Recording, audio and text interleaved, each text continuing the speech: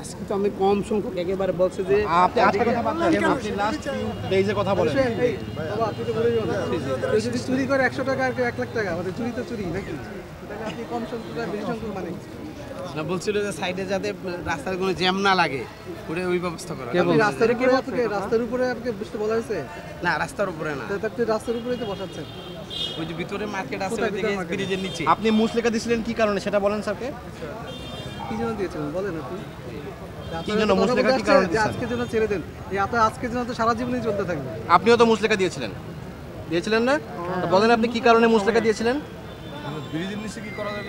হ্যাঁ ব্রিজের নিচে করা যাবে দুইটা পয়েন্টে যেটা ব্রিজের নিচে সিটি কর্পোরেশন ইজারা দিয়েছে সেই দিতে পারবে আপনার রাস্তার মধ্যে কেন বসেন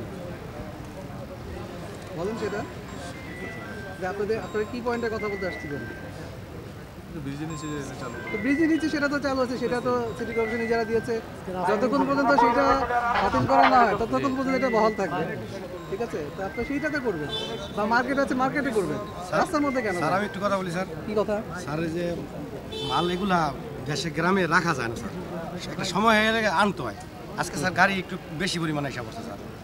তিনি বলতেছে গাড়ি কম সংখ্যক আসছে আর আপনি বলছেন বেশি সংখ্যক মানে স্যার যেটা সত্যি কথা স্যার, এটা সত্যি কথা বলতে কি আচ্ছা শোনেন যেটা সত্যি কথা বলতে দেন যেটা আমাদের। অবৈধ আপনারা গাড়ি রাস্তার মধ্যে কোনো গাড়ি রাখতে পারবেন না কথা শেষ ব্রিজের নিচে ওইদিকে রাখা যাবে। আর ব্রিজের নিচে যে দুইটা পয়েন্ট আছে পুরো ব্রিজ ধরে না যে দুইটা পয়েন্ট আছে যেটা ইজারা দেওয়া সেই দুইটা পয়েন্টে শুধু ঠিক আছে জি যান আচ্ছা আপনারা জানেন আজকে আমরা এই গভীর রাতে আমরা একটি অভিযান পরিচালনা করছি যেটি আসলে কাপ্তান বাজার এলাকায় তো কাপ্তান বাজারের সাথে যে ফ্লাইওভার এবং যে রাস্তার মাঝে যে অংশটি আছে আমরা জানতে পেরেছি যে মুরগি ব্যবসায়ীরা তাদের জন্য নির্দিষ্ট বাজার রেখে তারা রাস্তার উপর গাড়ি রেখে তাদের সমস্ত ব্যবসায়ী কার্যক্রম পরিচালনা করে যেটি কিনা জনস্বার্থে বা জনগণের রাস্তার প্রতিবন্ধকতা আমাদের চূড়ান্ত রকমের প্রতিবন্ধকতা সৃষ্টি করে এবং কোনোভাবে যানবাহন বা মানুষজন চলাচল করতে পারে না সেই অভিযোগের প্রেক্ষিতেই আমরা সরজীবনে এসে এখানে দেখতে পাই আসলে অনেকগুলো গাড়ি আমরা পাই যারা কিনা রাস্তায় গাড়ি রেখে ব্যবসায়িক কার্যক্রম পরিচালনা করছিল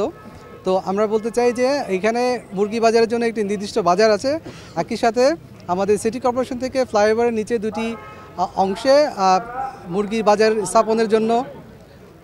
স্থাপনের জন্য জায়গা ইজারা দেওয়া আছে সেটির বাইরে কোনোভাবেই কেউ যেন প্রতিবন্ধকতা তৈরি করতে না পারে এবং রাস্তা যেন সম্পূর্ণরূপে ফ্রি থাকে জনগণের জন্য চলাচলের জন্য সম্পূর্ণরূপে উন্মুক্ত থাকে সেটি যেন কোনোভাবেই মানে প্রতিবন্ধকতা তৈরি করতে না পারে সেই জন্য আমরা এই অভিযানটা পরিচালনা করেছি এবং ভবিষ্যতে নিয়মিতভাবেই এই অভিযান পরিচালিত হবে ইনশাআল্লাহ। আচ্ছা ভাই আজকে কতজনকে মোট কত টাকা জরিমানা করলেন?